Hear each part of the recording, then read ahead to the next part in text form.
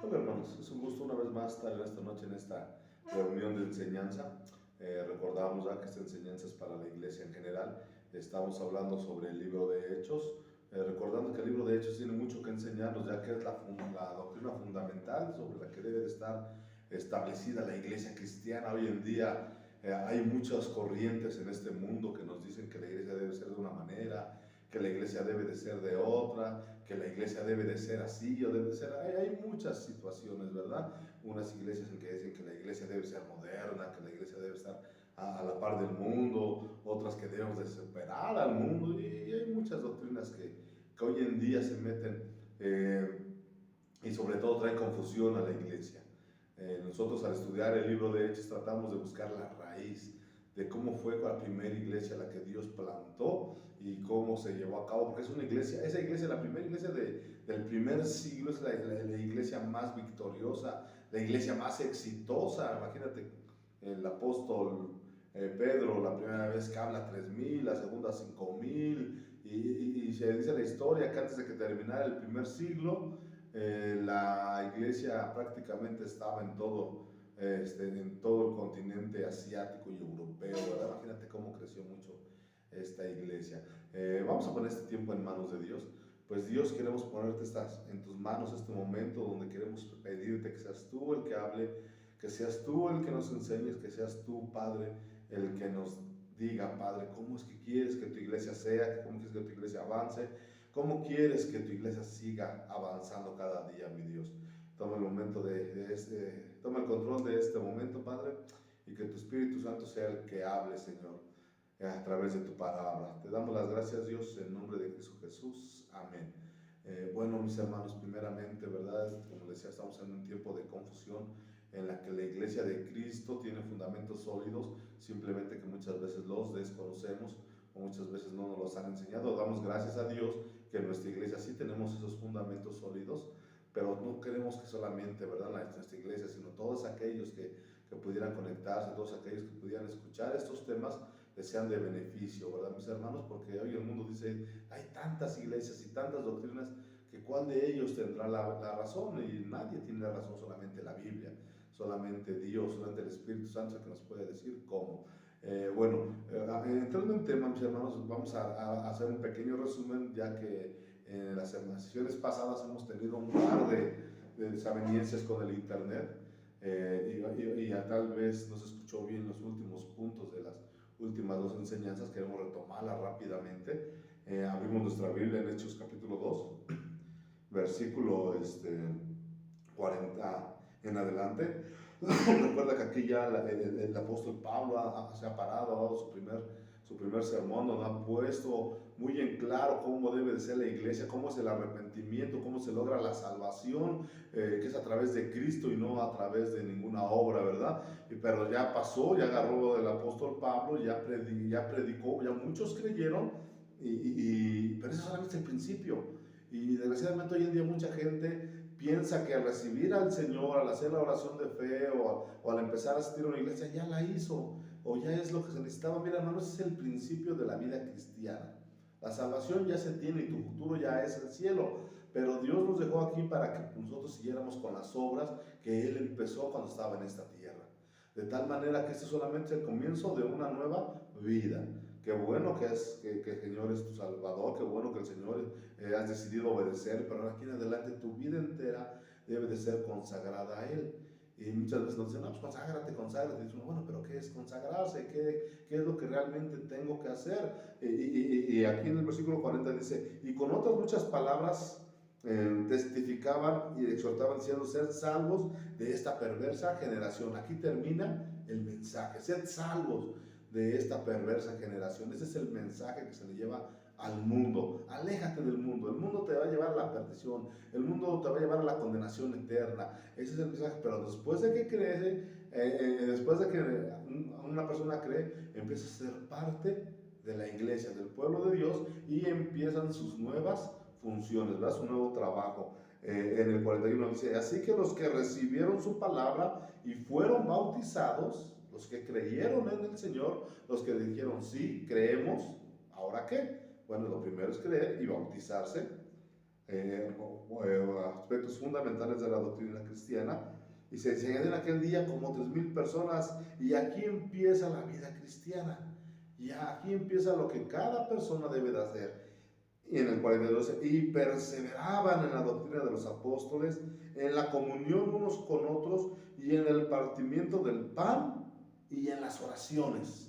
Y más adelante, en el versículo 43 en adelante, nos explica un poco más, pero sigue siendo lo mismo. Dice, y sobrevino temor a toda persona, y muchas maravillas y señales eran hechas por los apóstoles, y todos los que habían creído, una vez más, después de que creyeron, estaban juntos, y tenían en común todas las cosas, y vendían sus propiedades y sus bienes, los repartían a todos según la necesidad de cada uno, y perseverando unánimes cada un día en el templo, y partiendo el pan en las casas, comían juntos con alegría y sencillez de corazón, y alabando a Dios y teniendo favor con todo el pueblo, y el Señor añadía cada día a la iglesia a los que habían de ser salvos.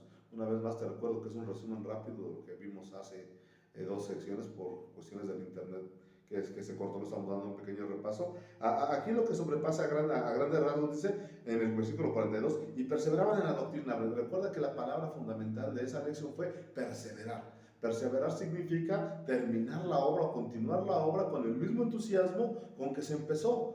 No se vale que nuestro ánimo decaiga, no se vale que nos cansemos, no se vale que digamos esto ya no me gustó, esto ya me aburrió, yo hasta aquí dejo. No, porque eso demostraría simplemente que no creíste verdaderamente en Dios. Aquí la Biblia nos dice que los que realmente creyeron en Jesús, los que realmente creyeron y se bautizaron, empezaron a perseverar. Quiere decir que su ánimo no decayó, que fue constante, que pasaron los días, pasaron las semanas, pasaron los meses, pasaron los años, y ellos seguían con el mismo entusiasmo, mis hermanos. Esa es una cicatriz en la vida del cristiano, o esa es una marca, o eso es algo indeleble que va a decir, ese es un verdadero cristiano, este es alguien que realmente ha creído en Dios, aquel que no se cansa, aquel que no se aburre, aquel que tiene esa misma pasión cuando empezó, y han pasado 5, 10, 15, 20 años, y sigue con esa misma pasión, mis hermanos. Aquí ese es algo, si alguien empezó con mucho ánimo y después fue bajando y fue bajando y fue bajando, y ahora ya no está en la iglesia, o una de dos, se enfrió o realmente nunca fue cristiano.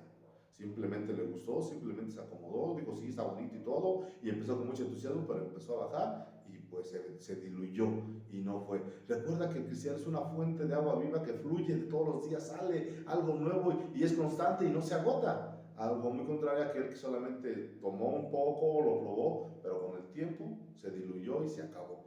Entonces la palabra clave en esa semana, hace 2 sesiones, fue perseverar. Esa va a ser la marca distintiva de un cristiano. ¿Pero perseverar en qué? Aquí nos dice en el 42, dice, y perseveraban en la doctrina de los apóstoles. ¿Qué quiere decir? Que ellos no andaban buscando nuevos temas, no andaban buscando nuevos predicadores, no andaban buscando nuevas enseñanzas, no andaban buscando la doctrina de moda, o el predicador de moda, o el cantante de moda. No, ellos decían, la doctrina que se nos ha dado es suficiente y no nos va a alcanzar la vida para entenderla, y tenemos que estudiarla, y tenemos que meternos a fondo y día a día estudiar más y más. Aquel que se aburre de la palabra de Dios, podíamos poner un signo de interrogación si realmente es cristiano, porque aquel que se ha dedicado a estudiar la palabra de Dios sabe que esta es una fuente inagotable y que no nos alcanzaría la vida para poder estudiarla. Aquel que dice, no, yo ya la sé todo, no, yo ya la leí una vez y ya con eso,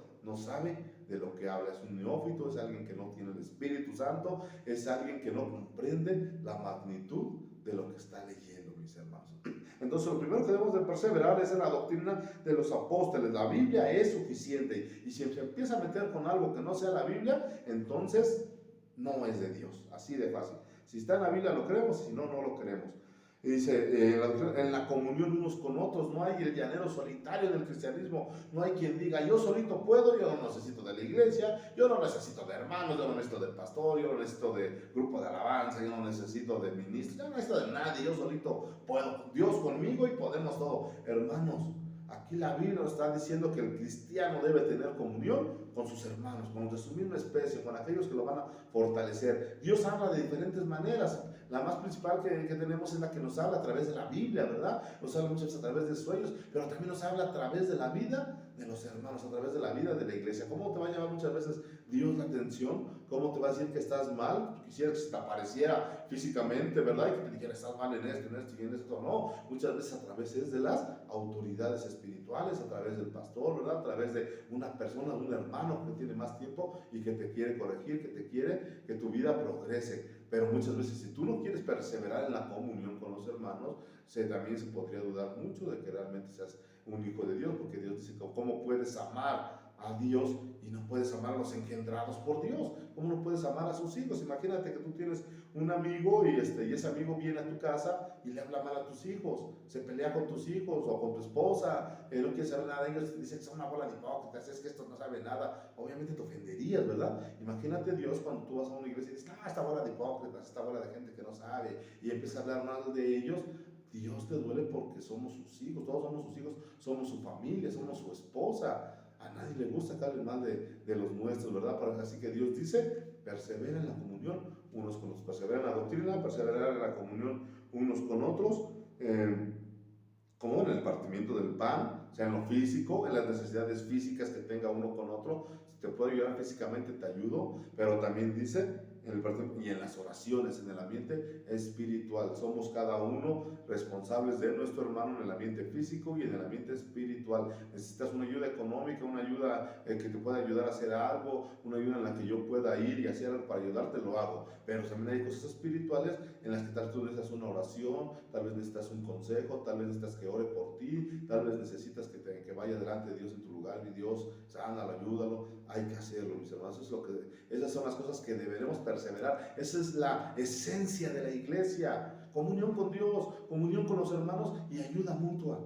Eso es lo que Dios nos está diciendo, no que te vuelvas un erudito en el griego y en el hebreo y en tradiciones bíblicas, y todo eso puede ser muy bonito y muy eficiente, pero si no te concentras en tener esa vida cristiana a través de la comunión con Dios, de los hermanos y la ayuda mutua, créeme que es un cristianismo vacío, ¿verdad? Y más adelante nos explica un poco más, diciendo, el mismo tema dice la vida de los primeros cristianos, y sobrevino temor a toda persona. ¿Por qué vino sobre temor? Porque decían, esto no es normal. El hombre humano en su naturaleza no puede ser de esta manera, no puede ser tan bueno, no puede buscar a Dios, no puede tener paz con el hombre. ¿Por qué? Porque entre vecinos se están peleando, entre trabajadores se están peleando, entre familias se está muchas veces uno peleando, ¿verdad? Y a esta gente empezó a ver un grupo diferente, un grupo de personas que no se comportaban como ellos. Decían, carajo, ¿estos qué les pasa? Estos tienen algo diferente, y se espantaban, no solamente porque los veían así diferentes, sino que, dicen más adelante, y muchas maravillas y señales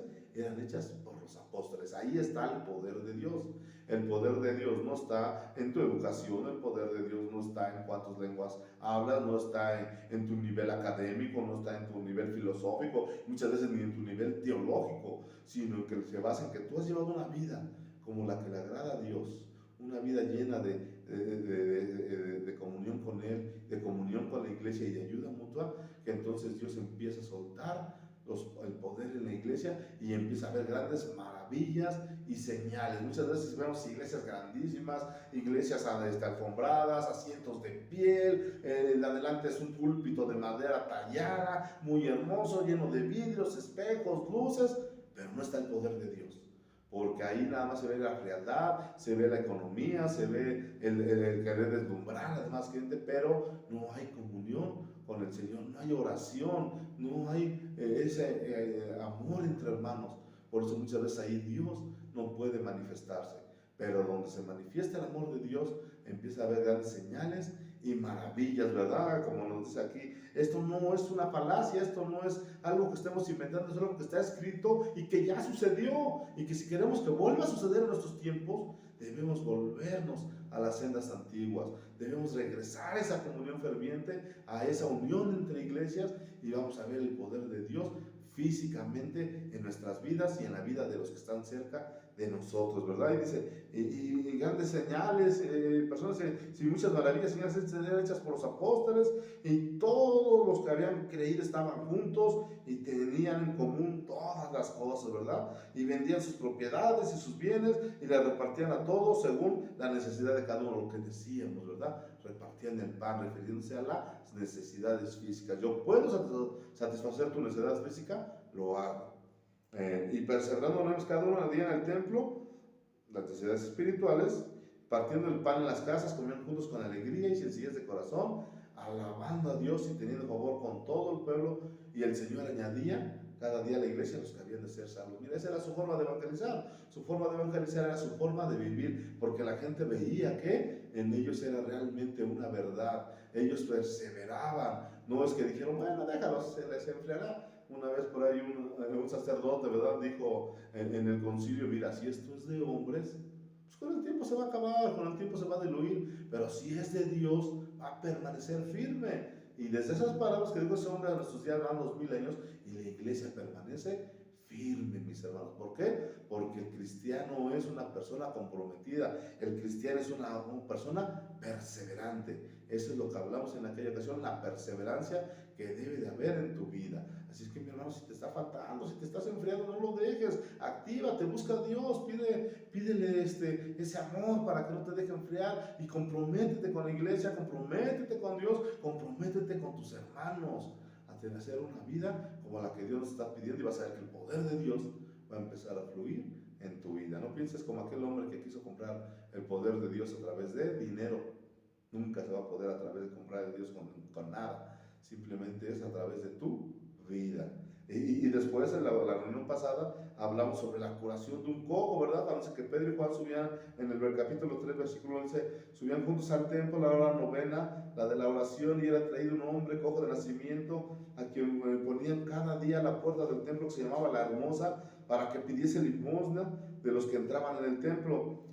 Cuando vio a Pedro y a Juan que iba entrando en el templo, les rogaba que les diese limosna. Pedro, Juan, fijando los ojos, le dijo, míranos. Entonces él estuvo atento, esperando recibir de ellos algo. Mas Pedro dijo, no tengo plata ni oro, de lo que tengo te doy. En nombre de Jesucristo de Nazaret, levántate y anda. Tomándolo por las manos derechas, se levantó, y al momento que se le afirmaron los pies y tobillos, y saltando se puso en pie y anduvo dentro con ellos en el templo, andando y saltando y alabando a Dios. Y todo el pueblo lo vio andar y alabar a Dios, y le reconocían que era el que se había sentado a pedirle a la puerta del templo de la Hermosa, y se llenaron de asombro y espanto por lo que le había sucedido, ¿verdad, mis hermanos? Esta es la historia que vimos la sesión pasada, donde veíamos que el poder de Dios estaba a flor de piel en la iglesia, a flor de piel con los apóstoles, con los hermanos que creían. ¿Por qué? Porque llevaban una vida que agradaba a Dios. No llevaban el conocimiento, no llevaban que nuevo grupo, y que ponían luces y que se hacían cohetes y que llegaba deslumbrando. No. Ellos llevaban una vida santa, y a través de esa vida santa Dios se manifestaba. Y aquí decimos que aquí los apóstoles no tienen ningún problema en ir al templo y orar. O sea, no es de que decían, no, ya oramos todos los días, ya ahora en la mañana, ahora en la tarde, ahora en la noche, ya no. Y estos hombres oraban por lo menos 3 veces al día. Esta de la hora novena es la hora en la que más se oraba, las 3 de la tarde, en la que la gente iba y oraba para pedirle a Dios todos juntos. Estos hombres igual, nunca despreciaron una oración. Por eso, mis hermanos, es triste ver muchas veces cómo la gente, cuando dice, no, mira, va a haber alabanza, y ahí está, no, mira, va a haber comida, ahí está, dice, no, ¿qué crees? Vamos a tener una reunión de oración, ¡fum! La iglesia se desaparece. Hermanos, si conociéramos el poder que está detrás de la oración, si viéramos todo lo que nos perdemos muchas veces por no orar, por no poner en las manos de Dios nuestros problemas, nuestras dificultades y nuestras necesidades, así encontrarían cómo satisfacerse. Pero muchas veces nosotros creemos y pensamos que la oración es una pérdida de tiempo. Tal vez no lo digas, pero simplemente cuando hay una reunión de oración es la que menos gente tiene, la que menos anuencia va. Y no se diga también luego las reuniones de enseñanza pasa lo mismo, ¿verdad? En las reuniones de enseñanza hay mucha gente que también prefiere hacer otras cosas que ir a aprender más. Pero tú diles que va a haber comida, que va a haber que va a haber un aniversario, que va a haber esto, se llenan las iglesias. O diles que va a venir el cantante de moda, donde van a disfrutar y van a gozar. Las iglesias hace falta espacio, pero cuando se habla de la oración y el estudio, las iglesias normalmente están a menos de la mitad de su capacidad. Pero estos hombres no, estos hombres, Pedro y Juan, sabían que el poder de Dios se encontraba en el templo, buscando a Dios a la hora de la oración. Y cuando ellos van llegando se encuentran con un hombre que él esperaba recibir una limosna. Recuerda que una limosna es lo que un hombre le da a otro hombre. Una ofrenda es lo que Dios le da, lo que el hombre le da a Dios. Y en este caso, lo que este hombre estaba yendo, él no iba a buscar el favor de Dios. Este hombre iba a buscar el favor de los hombres. Ciertamente sabía su necesidad, sabía que necesitaba algo, pero él iba a buscar la economía, él iba a buscar el dinero. Y así se encuentra el mundo hoy en día. Hoy en día vemos un mundo lleno de necesidades, vemos un mundo lleno de preocupaciones, dificultades, y piensa que su peor necesidad o su peor problema es la economía, que necesitan dinero, que necesitan ganar más, y así ganar más no sería suficiente, buscarían más y más y más. Hay hombres que ganan millones de dólares por día y aún así quieren más, no se llenan, no se satisfacen, piensan que no tienen lo suficiente. Igual está la gente pobre que gana poco y sigue buscando el dinero y piensa que si tuviera más dinero sería feliz. Y todo el mundo se la pasa buscando el dinero, la economía, pensando que ese es su problema más grande. Pero muchas veces es un mundo ciego que no se da cuenta que su más grande necesidad es de Dios y no de la economía.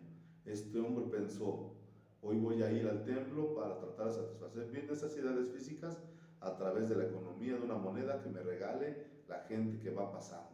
Ese era su pensar y ese es a lo que él iba.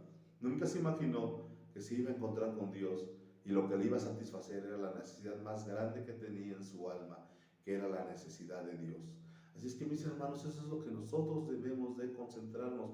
Señor, te pedimos por la necesidad física que muchas veces tenemos, sí, pero también sobre todo por la necesidad espiritual, por la necesidad espiritual de mi pueblo, de mi nación, de mi ciudad. Eso es lo que realmente se necesita, ¿verdad? Y dice la historia que cuando él llegó y vio a Pedro y a Juan, les dijo, pues, una limosnita, porque necesitamos, y los volteó a ver esperando recibir algo, ¿verdad? Y los apóstoles, pues, no eran personas que pensaran que con el dinero podían solucionar cualquier problema. No, ellos sabían que Dios estaba para suplir sus necesidades.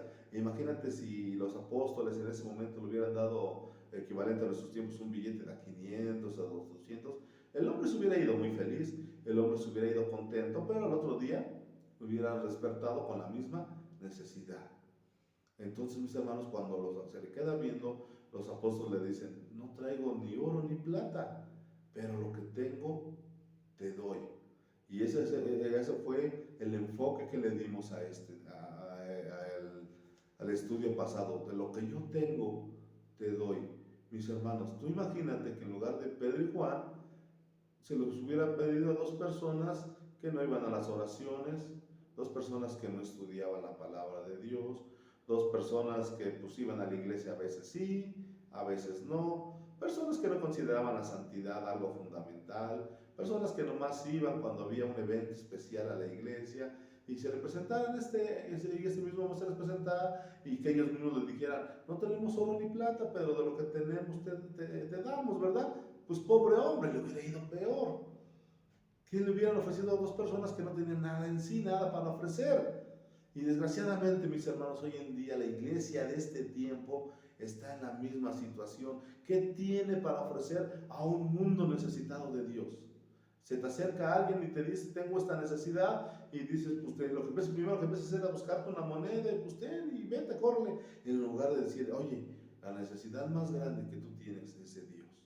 Muchas veces va gente con nosotros y nos platica sus problemas, y en lugar de darles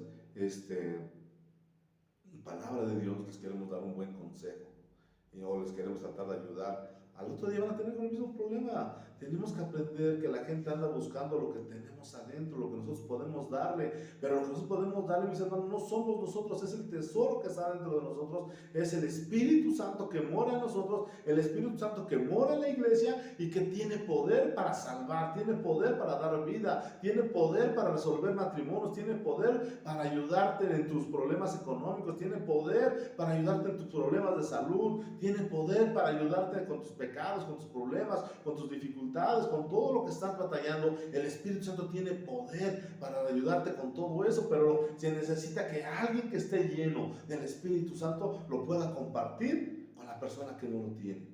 Pero dice la palabra de Dios que cómo podemos dar algo si no lo tenemos. ¿Cómo podemos compartir algo de lo que nosotros carecemos? Hermano, tú como miembro de la iglesia de Dios, es tu obligación estar siempre lleno del Espíritu Santo a través de lo que acabamos de leer antes, de que era de la perseverancia en la oración, en la comunión y en la comunión con los santos, para que cuando alguien se te presente delante de ti, le puedas decir: no tengo oro ni plata, pero lo que tengo te doy, el Espíritu Santo.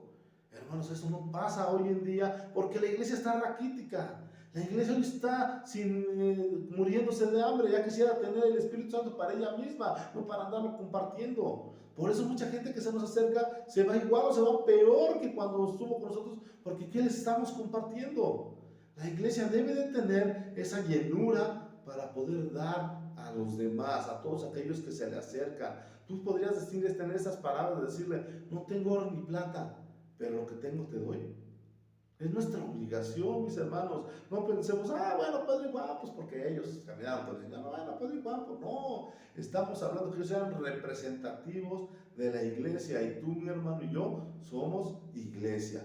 Entonces, mis hermanos, es nuestra responsabilidad, porque allá afuera hay un mundo que está, dice la palabra de Dios, ciego, desnudo, cojo, está pobre y miserable espiritualmente, esperando que ver la luz, esperando ver brillar una esperanza, esa esperanza que tú y yo tenemos y podemos compartir. Pero la única forma de poder compartirla es que nosotros la tengamos primero, tengamos esa llenura, tengamos esa plenitud, que se desborde, y entonces podamos ir y compartirla con las demás. Ese fue el tema que vimos, y ojalá nos vuelva a llenar, ¿verdad? Y nos vuelva a caber en nuestra cabeza que nosotros debemos de compartir lo que tenemos, y no se está refiriendo a lo económico, se está refiriendo a lo espiritual. ¿Cómo vamos a tener lo espiritual? Como que vimos la sesión pasada de la perseverancia en Dios, la perseverancia en la comunión. Todo, si te das cuenta, tiene un proceso, va avanzando. No es de que primero compartes y después te llenas y después crees. No. Primero creíste, primero te formaste, te convenciste de que eras un pecador, que necesitabas a Dios, crees en Él, empiezas a tener una vida como la que le agrada, empiezas a llenarte de esa comunión, y después empiezas a hacer obras.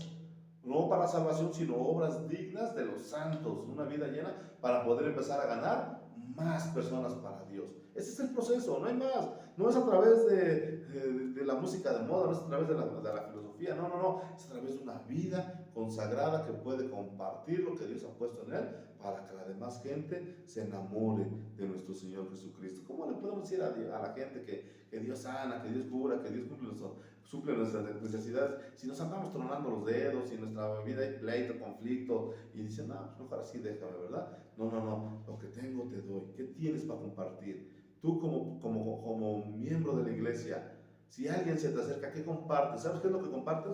Lo que tienes, de la abundancia que hay en tu corazón, de eso es de lo que vas a compartir.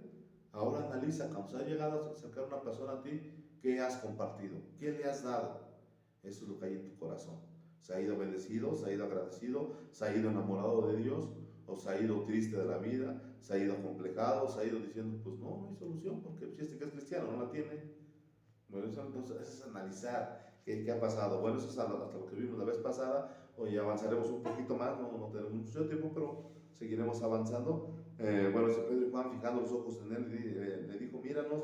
Entonces él estuvo atento, esperando a recibir algo de ellos. Mas Pedro le dijo: no tengo plata ni oro, pero lo que tengo te doy. En nombre de Jesucristo de Nazaret, levántate y anda. Y aquí va la segunda parte. Y tomándolo por la mano derecha, le levantó, y al momento se le afirmaron los pies y tobillos. Oye, hermano, aquí está, no solamente oro por ti, no solamente le digo a Dios: Dios bendícelo, no solamente agarro y en las noches me acuerdo y te pongo en las manos de Dios, no solamente cuando te vea te digo que Dios te bendiga y me voy. No, mis hermanos, así no es la iglesia. Esa no es la función de la iglesia. ¿Cuál es la función de la iglesia? Aquí en el verso 5 dice: y tomándolo por la mano derecha, lo levantó. La oración, mis hermanos, también debe de ir seguida por una acción. Yo veo que mi hermano tiene la necesidad, no solamente voy a orar por él, sino lo voy a tomar de la mano y lo voy a ayudar a levantar. Veo que mi hermano ha caído, veo que mi hermano ha pecado, veo que mi hermano está en algún problema y no digo, Señor, te lo dejo en tus manos, ay, tú sabrás qué haces con él. No, mi hermano, como hermanos nosotros debemos de ayudarle, que te puede ayudar, vente, levántate, vamos a orar, vamos a buscar al Señor, vente, vamos a buscar un trabajo, vente, vamos a ver, platícame cuál es el problema, tal vez te pueda dar un consejo, tal vez te pueda ayudar a que salgas adelante. Dice, no solamente decirle, Señor, levántalo. Dice, Señor, sí, pero a través de tu mano. Tú tómalo de la mano y levántalo, fortalécelo. Es muy común que hay gente que agarra y va a unos estadios y predica y hace el llamado, ¿verdad? Que se le llama en muchos lados, y 5,000, 10,000 gentes van y pasan adelante. ¿Y luego qué? Esas 5, 10,000, 100, 500, la gente que haya pasado, muchas veces no se le da seguimiento. Había un estudio en el que decía que el menos del 5% de los que pasaban a un llamado de estos continuaba en la iglesia, menos del 5, el 3%. ¿Por qué? El 90 y tantos por ciento pues nunca se le hacía caso. Se decían, bueno, yo ya oré, ya hice el llamado, ya pasaron, ya 10,000 más para Cristo.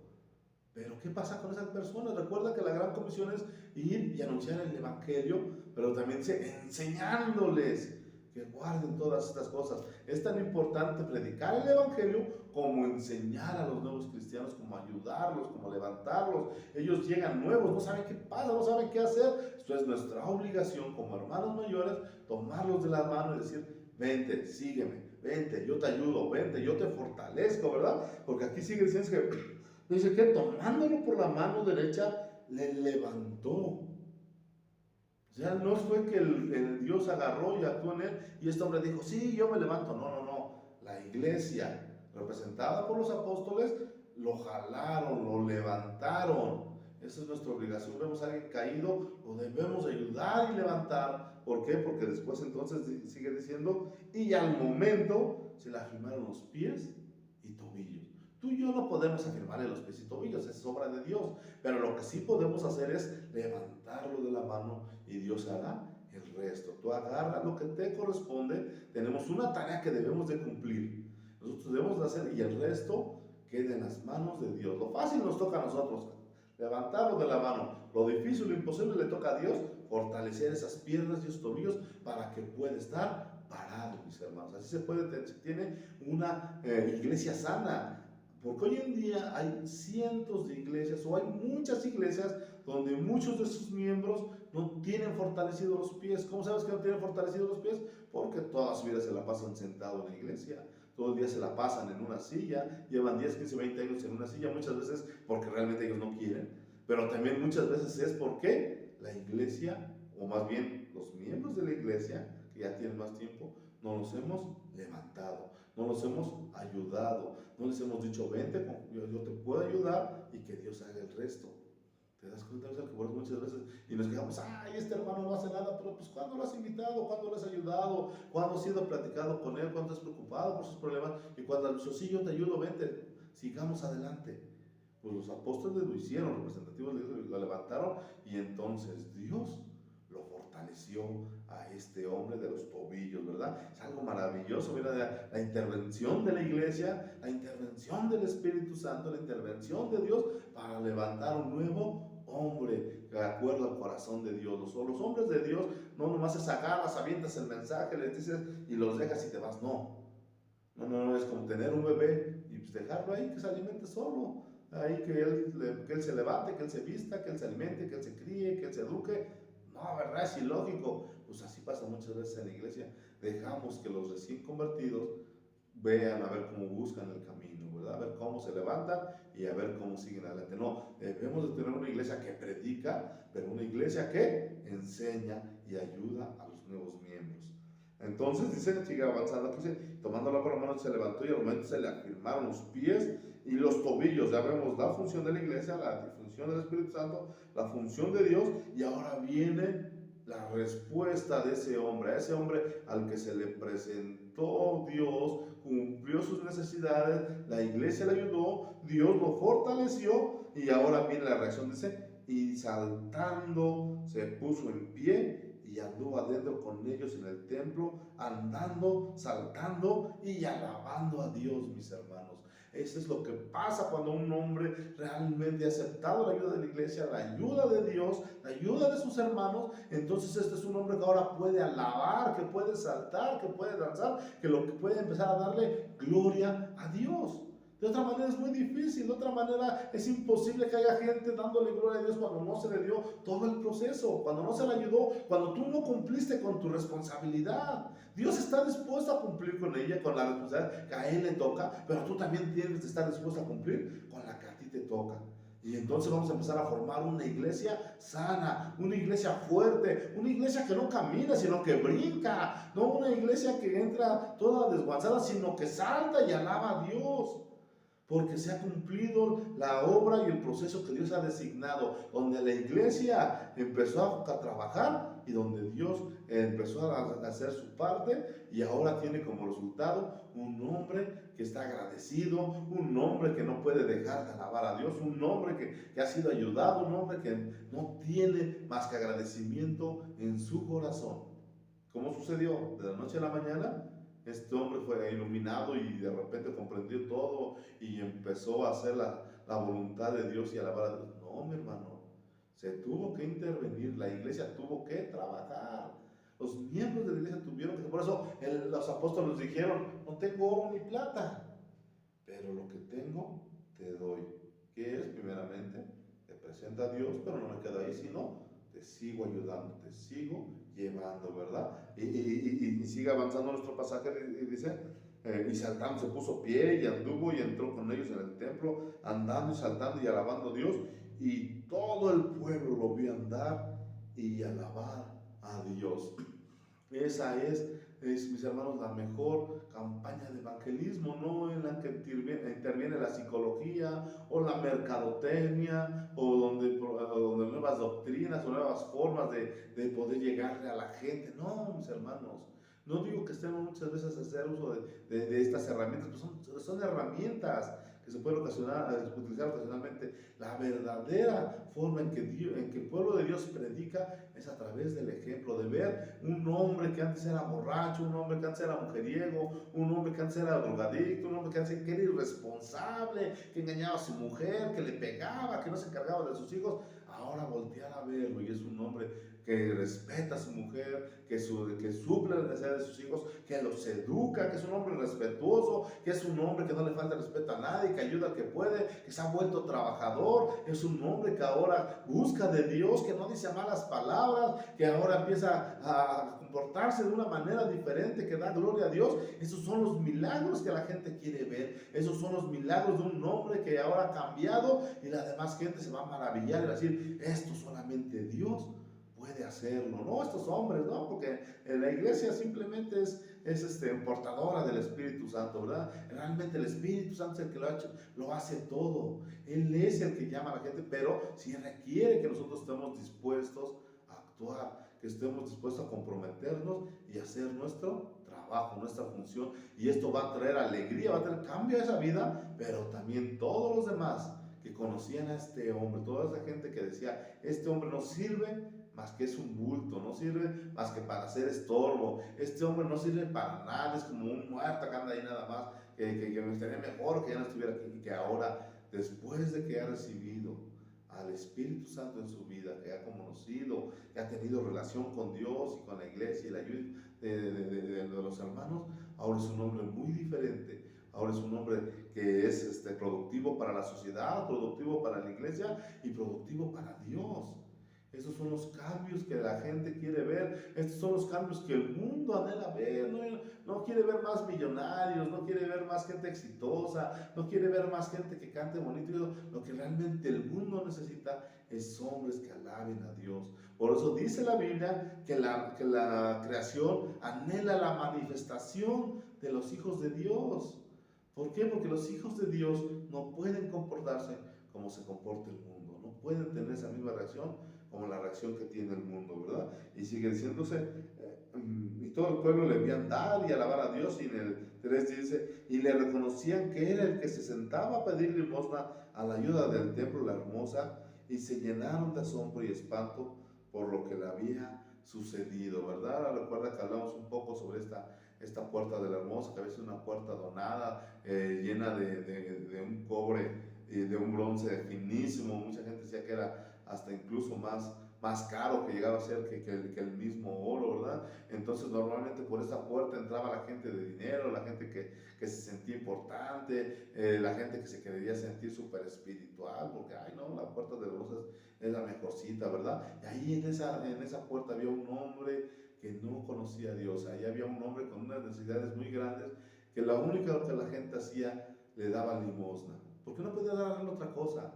El mundo no puede darle otra cosa a otro hombre más que limosnas, más que simples ayudas momentáneas, cosas que en el momento tal vez te pueden ayudarte, pero el problema real no se va a acabar, el problema real va a seguir al otro día.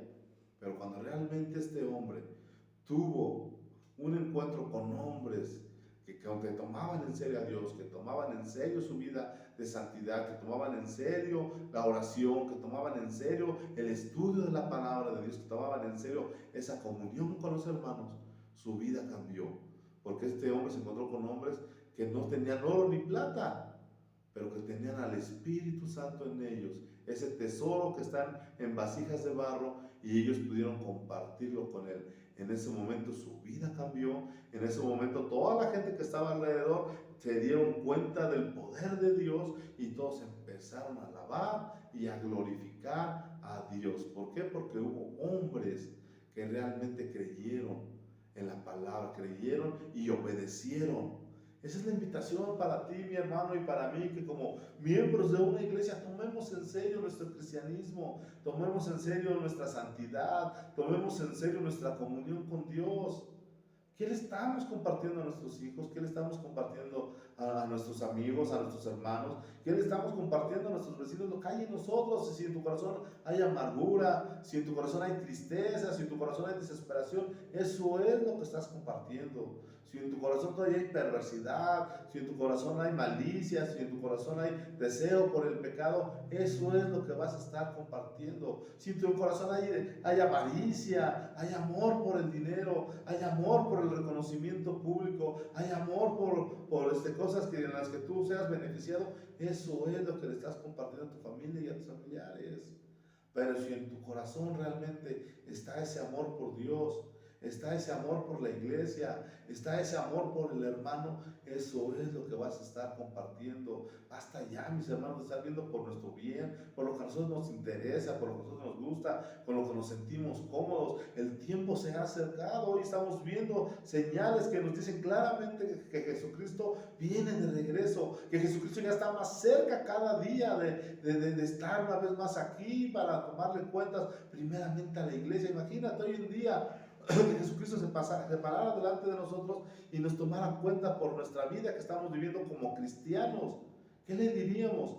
Bueno, tal vez puedes decir, bueno, es que yo no conocía, es que yo no sabía, a mí nadie me lo dijo, pero hoy ya no lo puedes decir, hoy ya se te dijo, hoy ya lo sabes, cómo debes de comportarte, cómo debes de actuar. Y nosotros somos responsables no solamente por nuestra vida, sino por las que están a nuestro alrededor. La vez pasada que me tocó compartir, en domingo veíamos, ¿no? Cuando Caín le dijo a Dios, ¿qué acaso yo soy guarda de mi hermano? Y la respuesta es sí, por supuesto. Tú eres guarda de tu hermano, tú eres responsable por lo que tus hermanos están viviendo alrededor, por las necesidades que tienen. Tal vez si Dios puso la necesidad de un hermano que está cerca de nosotros, es para que nosotros le ayudamos a satisfacerla. Pues mi hermano, este fue un breve resumen de las lecciones pasadas, y terminar la lección pasada que no terminamos por lo del internet. Esperamos en Dios que ahora sí la hayamos podido completar esas dos sesiones que se habían quedado a medias, pero pedirle a Dios que esto sea una realidad de nuestra vida, ¿verdad? Recuerda que estos son fundamentos que Dios implantó en la primera iglesia y que quiere que todas las iglesias tuvieran estos mismos fundamentos. No estamos en contra de muchas veces de hermanos que son activos y que buscan de una manera u otra, pero siempre que todo concuerde con la palabra de Dios, que no se sobresalga, que no ataque los principios, ¿verdad? Que no empiecen a buscar otras cosas, que empiecen a buscar otras enseñanzas, que empiecen a buscar otra manera de compartir el evangelio cuando Dios ya nos los dio. ¿Cómo? Pues a través de tu vida. Habla de Dios, pero también enseña de Dios. Pues mis hermanos, es todo por esta noche. Espero que Dios nos bendiga y que nos ayude, y sobre todo que nos entre en la cabeza, ¿verdad? Que nos entre en el corazón y querramos ser unos cristianos diferentes, para que le podamos decir al mundo: de lo que yo tengo, te doy. Pues por mi parte es todo, mis hermanos. Los invitamos a que se sigan conectando en las demás sesiones que tenemos a través del internet, y el domingo en la iglesia a las 10 de la mañana. Ahí nos vemos todos para seguir alabando y glorificando a nuestro Dios. Bueno, mis hermanos, nos vemos para la próxima. Que Dios los bendiga.